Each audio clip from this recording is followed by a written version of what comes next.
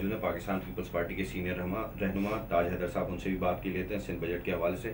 السلام علیکم تاج حیدر صاحب۔ وعلیکم جناب۔ تاج صاحب، کل سندھ اسمبلی کا بجٹ پیش کر دیا گیا، جو کافی اصلاحات بھی پیش کی گئی ہیں، آپ کس طرح سے دیکھتے ہیں اس کو؟ مطلب اس پہ اعتراض کیا ہے؟ آپ کو اصلاحات پیش کی گئی؟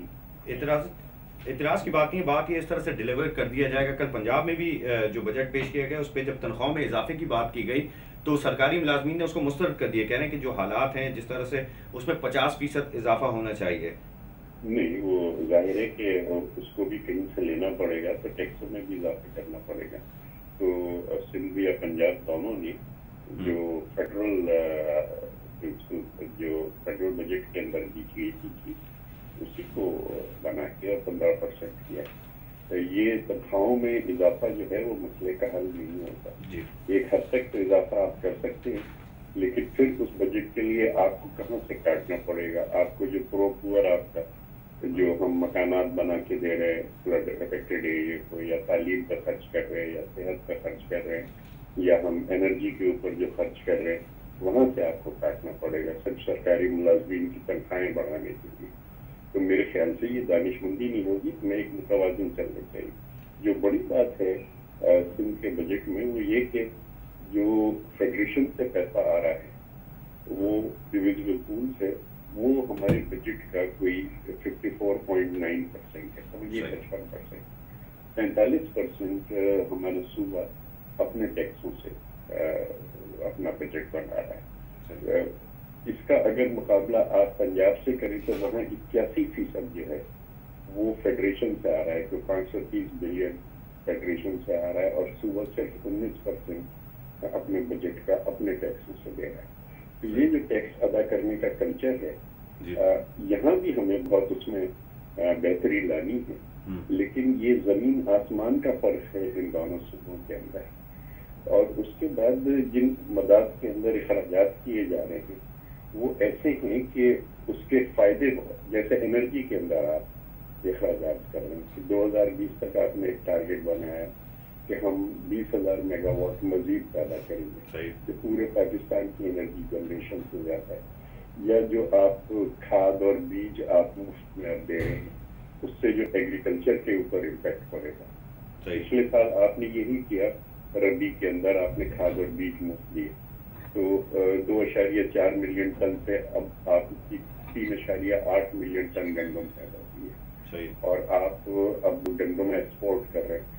تو یہ تمام چیزیں کہ آپ خرچہ اس جگہ کریں کہ جہاں اس کا فائدہ آگے چل کے، آپ انفراسٹرکچر پہ جو خرچہ کر رہے ہیں، جو نئی یونیورسٹیاں بنانے پہ آپ خرچہ کر رہے ہیں، یا جو سندھ بینک آپ نے بنایا کہ 3 مہینے کے اندر اس نے 32 کروڑ کا پروفٹ دے دیا ہے، اور اگلے سال کے اندر 1.5 بلین کا پروفٹ جو ہے وہ آپ کو دے رہا ہے، یا 50 نئی برانچیں آپ کی ایک سال کے اندر، جو ایک ریکارڈ ہے جو ایک بینک کی کھل رہی ہیں۔ اس بینک کا پیسہ آپ کن مدوں میں خرچ کر رہے ہیں، کہاں قرضے دے رہے ہیں، تو وہ ہاؤسنگ کے اندر غریبوں کی، یا ایگریکلچر کے اندر، یہ جو آپ خرچے کر رہے ہیں ان کا فائدہ آپ کو اس سے ایک ملٹی پلائر افیکٹ ہوتا ہے۔ تو یہ میرے خیال سے بڑی دانشمندی سے مراد نے کام کیا ہے۔ ڈاکٹر قیصر بھی ایک بہت بڑے اکانومسٹ ہیں، پلاننگ اینڈ ڈیولپمنٹ کے، ان دونوں حضرات نے مل کے کیا ہے، ایک سرپلس بجٹ ہے میرے خیال سے۔ وہ جو ہے ہاں مدعی ہے سب سے، نہ دے داد تو نہ دے، وہ بات ہے، لیکن یہ کہ میرے خیال سے وہ مبارکباد کے مستحق نہیں جاتا ہے۔ بہت بہت شکریہ تاج حیدر صاحب، پاکستان پیپلز پارٹی کے سینئر رہنما ہمارے ساتھ ٹیلی فون لائن پر موجود تھے۔ ان کا کہنا تھا کہ کافی اصلاحات کی گئی ہیں بجٹ میں، جس طرح سے انہوں نے کہا کہ سندھ میں جو وفاق کا حصہ وہ بہت کم ہے، 41%، اور اس کی مناسبت سے پنجاب میں جو بہت بڑا صوبہ ہے 81% جو ہے وفاق جو ہے اس کو سپورٹ کرتا ہے۔ تو یہ تو بہت بڑا ڈفرینس ہے اس حساب سے۔ جی بالکل ڈفرینس ہے، اور تو یہ ٹیکس کے دائرہ کار کی وجہ سے کہ سندھ میں ٹیکس لوگ زیادہ دیتے ہیں، پنجاب میں نہیں دیتے۔ دیکھیے یہ تو ایک طے شدہ بات ہے نا کہ سندھ جو ہے اور مجموعی طور پر ایک ایسا صوبہ ہے جو پاکستان کی معیشت میں بہت اہم اس کا ایک رول رہا ہے، خاص طور سے کراچی کی صنعتیں اور تجارتی جو طبقہ ہے۔ تو یہاں سے وفاقی ٹیکسز کا کلیکشن بھی ہمیشہ زیادہ ہوتا ہے. صوبائی ٹیکسز جتنے ہوتے ہیں اس کے حساب سے ہی اس میں کلیکشن وغیرہ آتی ہے. جس امپیکٹ کی یہ بات کر رہے ہیں تو اس میں اس کا مطلب یہ ہے کہ یہاں صوبائی ٹیکس کا کلیکشن بھی بہتر ہے, اور یہ ایک اچھی علامت ہے کہ صوبہ سرپلس بھی ہے. صوبہ نے اپنے بجٹ کے لیے اپنے وسائل سے زیادہ حصہ ڈالا ہے دوسرے کے مقابلے میں. اس کو آپ ایک پازیٹیو طریقے سے ہی دیکھنا چاہیے, اس کو اچھے طریقے سے ہی دیکھنا چاہیے. اور اس سے کمپیئر سیاسی لوگ تو کریں کہ جی پنجاب نے اتنا لیا کیوں لیا, سندھ نے اتنا کم لیا کیوں لیا, لیکن اگر معیشت کے بجٹ سازی کے حوالے سے دیکھا جائے تو یہ جو اعداد و شمار ہیں اگر یہ بالکل اسی طرح ہیں اور درست ہیں تو یقیناً یہ سندھ حکومت کی جو اکنامک ٹیم ہے, جو مینیجرز ہیں, انہوں نے ایک اچھے اور طریقے سے دستیاب وسائل کو استعمال کرنے کی کوشش کی اور ایک متوازن بجٹ بنایا. اچھا, پنجاب کے حوالے سے ایک بات اور آ رہی. پنجاب بجٹ میں 19 ارب 61 کروڑ روپے, ایک نجی ٹی وی چینل کا دعویٰ ہے, آج اخبار کی خبر لگی دا نیشن میں, کہ 19 ارب 61 کروڑ روپے کے غیر ملکی امداد کا تخمینہ موجود ہے پنجاب کے, جبکہ ان کا کہنا ہے کہ بجٹ دستاویز کے حوالے سے انکشاف ہوا ہے کہ پنجاب کے بجٹ میں غیر ملکی امداد کا تخمینہ 19 ارب 61 کروڑ 25 لاکھ روپے ہے.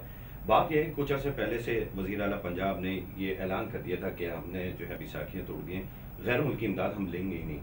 تو یہ تو بڑی عجیب سی بات نہیں ہے کہ بجٹ آتے ہی جو ہے 19 ارب 61 کروڑ روپے کی غیر ملکی امداد بھی شامل ہے. دیکھیں, چیزوں کو مکس کر کے دیکھنا چھوڑ دینا چاہیے ہمیں. صحیح.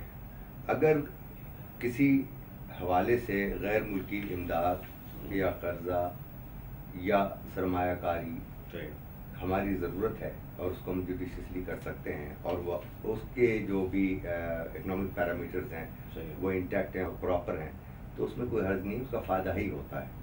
مثلا اگر آپ نے ایک سڑک بنائی اور قرض لے کر کے بنائی تو اس سڑک سے جو اقتصادی فوائد ہوتے ہیں وہ سڑک کے قرض کی ادائیگی میں بھی مدد کرتے ہیں اور سینکڑوں ہزاروں لوگوں کے روزگار کا بھی ضرور. لیکن آپ نے قرضہ تو لیا, سڑک نہ بنائی اور کھا گئے, یہاں پر آ کے پرابلم آتی ہے, یا اس طریقے سے نہیں کیا. اب یہ مجھے اندازہ نہیں ہے کہ یہ کس طرح کا غیر ملکی امداد کی اس کے منصوبوں کے لیے ہے, قرضہ ہے, کسی قرضے کی بات ہے, جب تک سامنے پوری تفصیلات نہ ہوں. اور اس پر کوئی کرٹیسزم, وہ سیاسی نعرے لگانا اور بات ہے, سارے سیاسی نعرے ہیں. یلو کیب اسکیم بھی سیاسی نعرہ ہے, اب روٹی کپڑا مکان بھی ایک سیاسی نعرہ ہے. صحیح, ٹھیک ہے. اور یہ قرضے کشکول توڑ دیں گے, قرض اتارو, ملک سنوارو, یہ سب سیاسی نعرے ہیں, ان کا زمینی حقائق سے کوئی تعلق نہیں ہوتا. یہ خواہش تو ہو سکتی ہے یا یہ لوگوں کی لیور کرنے کے لیے نعرہ تو ہو سکتا ہے. زمین پر جو حقائق ہیں اس میں رہتے ہوئے آپ کو یہ سارے کام کرنے ہیں جو آپ کی ذمہ داری ہے, اس کے لیے آپ کیا کر رہے ہیں, وہ ٹھیک سے کر رہے ہیں یا نہیں کر رہے ہیں. یہ وہ چیزیں ہیں جن کو ہمیشہ زیادہ توجہ سے دیکھنا چاہیے, نہ کہ ان کے نعروں سے لیور ہونا چاہیے یا مخالفین کے مخالفانہ بیانات سے. چیزوں کو صحیح جگہ پہ صحیح طریقے سے دیکھ کر کے ہی آپ کوئی فیصلہ کر سکتے ہیں کہ صحیح ہے, معاملہ ٹھیک ہے یا غلط. بہت شکریہ قیصر محمود صاحب ہمارے ساتھ ناظرین موجود تھے اس سیگمنٹ میں. ہمارے پاس وقت ہوا چاہتا ہے ایک بریک کا, بریک کے بعد ہم واپس آئیں گے اور بات کریں گے آج کھیلوں کی خبروں کے حوالے سے. وقت ہوا چاہتا ہے بریک کا, ہمارے ساتھ رہیے.